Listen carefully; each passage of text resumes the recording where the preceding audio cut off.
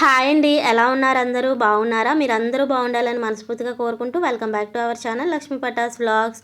ఫిబ్రవరి 18 Sunday morning Sohith hand మీద ఇలా అమ్మవారు వచ్చారు. చికెన్ ఫాక్స్ అండి. మండేకి అయితే ఇలా బాడీ మొత్తము ఫేస్ నిండా వచ్చేసింది. మేము సండే చూసిన వెంటనే ఇంకా వేపాకు పసుపు కలిపి మిక్సీ పట్టేసి దానిలో కొంచెం ఆయిల్ వేసి కొంచెం వేడి చేశాను. ఇది బాడీ మొత్తానికి కంటిన్యూస్ రాస్తూ ఉండాలండి.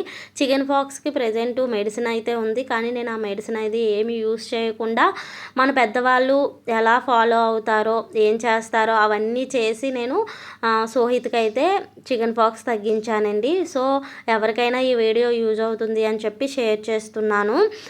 చికెన్ ఫాక్స్ వచ్చినప్పుడు ఎవరి బాడీ మీద అమ్మవారు వస్తారో వాళ్ళకి ఏది ఇష్టమైతే అవన్నీ చేసి పెట్టాలి, కొని పెట్టాలి. వాళ్ళు ఏది అడిగినా కాదనకుండా అన్నీ తినిపించాలన్నమాట.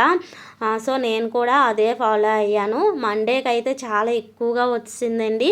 అప్పుడు మార్నింగే మళ్ళీ నేను పప్పు అయితే ఉడకబెట్టి ఇలా ఆవిరి పడుతున్నాను. వాళ్ళకి ఏది అడిగినా చేసి పెట్టాలని చెప్పాను కదా, అప్పుడు వాళ్ళకి తినిపించే ముందు ఇలా ఆవిరి అయితే పెట్టాలి. అలాగే మనము తినకుండా ఫస్ట్ వాళ్ళకి తినడానికి పక్కకి తీసి అప్పుడు మనం తినాలి. ఒకవేళ వాళ్ళు తింటాను అంటే ముందు వాళ్ళకి పెట్టేసి ఆ తర్వాతే మనం తినాలి. ఇలా బాబుకి చికెన్ ఫాక్స్ అని చెప్పిన వెంటనే మా తమ్ముడు బిగ్ బాస్కెట్లో ఇవన్నీ ఆర్డర్ పెట్టాడనమాట. ఇది సండే మధ్యాహ్నానికే ఆర్డర్ పెట్టాడు. ఇవన్నీ వాడికి ఎప్పుడు నచ్చితే అప్పుడు అడిగేవాడు అనమాట. అవి నేను పెడుతూ ఉండేదాన్ని. నెక్స్ట్ పుచ్చకాయ తిన్నాడు మండే మార్నింగ్. వెంటనే మళ్ళీ సేమియా ఉప్మా కావాలి అంటే అది కూడా చేసి పెట్టాను. నెక్స్ట్ ఇంకా మండే నైట్కి నాకు పీరియడ్స్ అండి. సో ఇలా అమ్మవారు వచ్చినప్పుడు లేడీసు ఆ టైంలో వాళ్ళ దగ్గర ఉండకూడదు, అసలు వాళ్ళు చూడకూడదు. ఇక్కడ మా హస్బెండ్ నేను మా ఇద్దరు పిల్లలు మాత్రమే ఉంటాము కదా, రెంట్ హౌస్. చుట్టుపక్కల కూడా మనకి మన ఊర్లో ఉన్నట్టుగా ఇక్కడ ఉండరు కదా. సో ఎవ్వరూ తెలియదు, మనమే చేసుకోవాలి అన్నీ. సో అప్పటికే నాకు అత్తయ్య వాళ్ళని అమ్మ వాళ్ళని ఏం చేయాలి ఏంటి అని అన్నీ అడిగి తెలుసుకున్నాను. కానీ మండే నైట్కే నాకు పీరియడ్స్ స్టార్ట్ అవ్వడం వల్ల ఇంకా నేను బాబు దగ్గరికి వెళ్ళలేకపోయాను. సో బయటే ఉన్నాను. కానీ బాబుకి ఇవన్నీ ఎవరు చేస్తారు ఏంటి అని చాలా ఏడుపు వస్తుంది నాకైతే. కానీ మా హస్బెండ్ అయితే ఇప్పుడే కాదు, మ్యారేజ్ అయిన దగ్గర నుంచి ఇప్పటి వరకు నాకు పీరియడ్స్ టైంలో చాలా అర్థం చేసుకుంటారు, చాలా హెల్ప్ఫుల్గా ఉంటారు.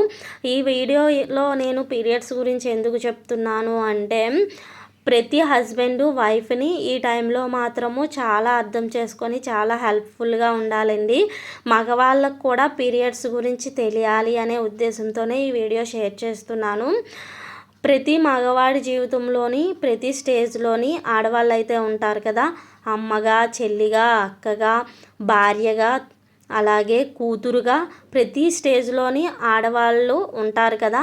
సో ప్రతి ఒక్కరిని మీ లైఫ్లో ఉన్న ప్రతి ఆడవాళ్ళని అర్థం చేసుకోవాలి ఈ పీరియడ్స్ టైంలోని.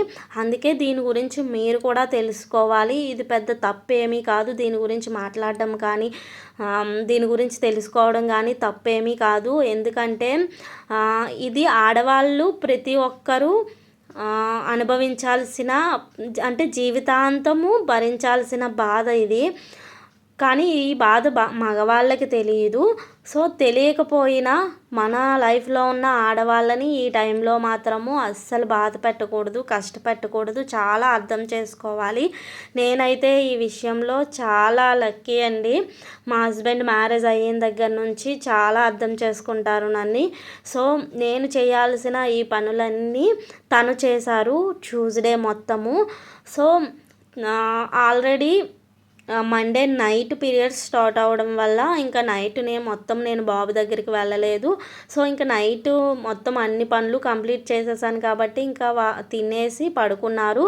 మండే మార్నింగ్ నుంచి నేను ఏమేమి చేయిస్తానో అవన్నీ మా హస్బెండే ఆఫీస్కి లీవ్ పెట్టేసి మొత్తం బాబుని చూసుకున్నారు.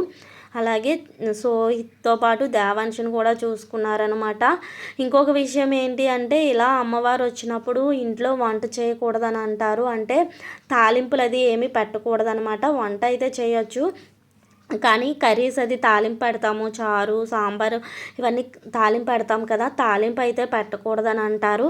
కానీ మన పల్లెటూరులో అయితే ఇంటి పక్క వాళ్ళది హెల్ప్ చేస్తారు. కానీ ఉన్నది సిటీలో రెంట్ హౌస్లో మనకి హెల్ప్ చేసే వాళ్ళు ఎవ్వరూ ఉండరు కదా. సో ఇంకా నేను ఆ అమ్మవారి మీదే భారం వేసి బాబుని ఇంట్లో పెట్టి డోర్ క్లోజ్ చేసి కిచెన్లో వంట చేశాను మండే మొత్తము. కానీ ట్యూస్డే ఇంకా మా హస్బెండే పాపం వంట రాదు, నేనేమో చేయకూడదు, కానీ హెల్ప్ చేసే వాళ్ళు ఎవ్వరూ లేరు. సో బయట ఉండి నేను బాబుని లోపల బెడ్రూమ్లో లాక్ పెట్టి తను కిచెన్లో ఉండి నన్ను అడుగుతూ ఉంటే నేను చెప్తూ ఉండేదాన్ని ఏం చేయాలి ఏంటి అనేది. కానీ నాకు ఆ రోజైతే చాలా ఏడుపు వచ్చింది. నార్మల్గానే నాకు పీరియడ్స్ టైంలో చాలా పెయిన్ వస్తుంది, హెవీ బ్లీడింగ్ అవుతుంది. కానీ ఆ బాధ కంటే నాకు ఆ రోజు తనతో ఇలా చేపిస్తున్నాను పనులన్నీ అని చాలా బాధ అనిపించేది. ఇప్పుడు వాయిస్ ఇస్తుంటే కూడా ఎమోషనల్ అవుతున్నా. ఇప్పుడు మీరు వీడియోలో చూస్తున్న ప్రతి పని నేను మండే నుంచి ట్యూస్డే తప్పించి ఈ రోజు వరకు చేశానన్నమాట. అంటే ప్రతిరోజు ఇలాగే చేయాలి, తనకి కావలసినవి వండి పెట్టాలి.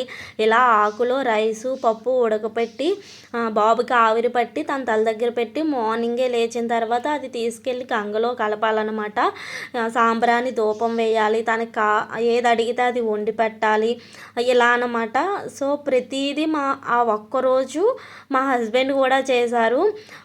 కానీ ఈ టైంలోనే అత్తయ్య మామయ్య అమ్మ నాన్న వీళ్ళందరి దగ్గర ఉంటే బాగుండు అనిపిస్తుంది కదా. ఎందుకంటే మనకి బాగోకపోయినా వాళ్ళు చూసుకుంటారు, వాళ్ళకి బాగోకపోయినా మనం చూసుకుంటాము.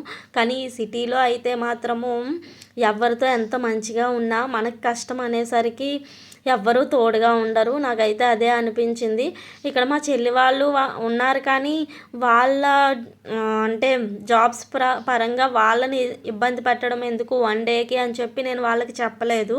చెప్తే వాళ్ళు వచ్చేవాళ్ళు, కాకపోతే నేను ఇంకా చెప్పలేదు. మా హస్బెండ్ కూడా వద్దులే వాళ్ళని ఇబ్బంది పెట్టొద్దు, నేను చూసుకుంటాను, నువ్వు చెప్తూ ఉండు, నేను చేస్తాను అన్నారు.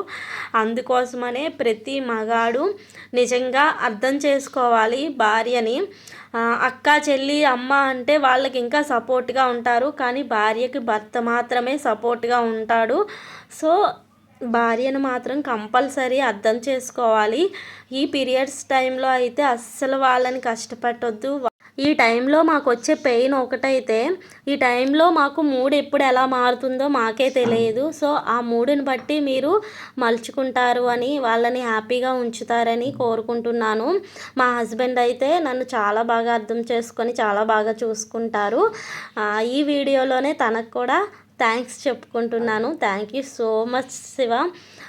సో 14 డేస్కి మా బాబుకి అయితే తగ్గిపోయింది.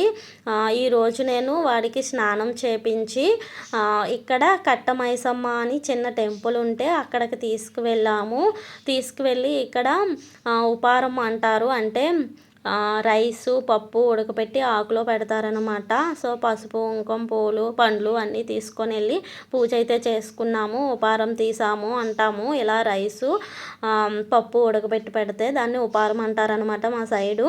మీ సైడ్ ఏమంటారో కామెంట్ చేయండి. ఇక్కడైతే పూజ ఇలా చేసుకొని ధూపం కూడా వేసుకున్నాము. గుగ్గిలం ధూపం వేయడానికి చాలా నిప్పులు చేయడానికి చాలా ఇబ్బంది పడ్డాము. ఉండదేమో అనుకున్నాను, కానీ ఇక్కడ ఆకులు చిన్న చిన్న కర్ర ముక్కలు ఉంటే వాటితో కొంచెం అగ్గినిప్పులు చేసి ధూపం కూడా వేసుకున్నాము. సో ఇక్కడ చాలా హ్యాపీ అనిపించింది ఇలా టెంపుల్కి రావడము. అసలు టెంపులే ఎక్కడ లేదేమో, టెంపుల్కి వెళ్ళొద్దులే స్నానం చేపించి స్కూల్కి పంపించేద్దాం అనుకున్నాము. తర్వాత మళ్ళీ ఇక్కడ మేమున్న దగ్గరలోనే ఉంది అని తెలిసి ఇక్కడికైతే వచ్చామన్నమాట. దేవుడి దయ వల్ల, ఆ అమ్మవారి దయ వల్ల సోహిత్కి అయితే ఫాస్ట్గానే తగ్గిపోయింది. ఈ వీడియోలో నేను ఏమైనా తప్పుగా మాట్లాడుంటే నన్ను క్షమించండి. అలాగే ఈ వీడియో నచ్చితే లైక్ చేయండి, షేర్ చేయండి. ఫస్ట్ టైం మన ఛానల్ చూస్తున్నట్టయితే ప్లీజ్ ఛానల్ సబ్స్క్రైబ్ చేయండి. మరొక మంచి వీడియోతో మీ ముందుకు వస్తాను. బాయ్.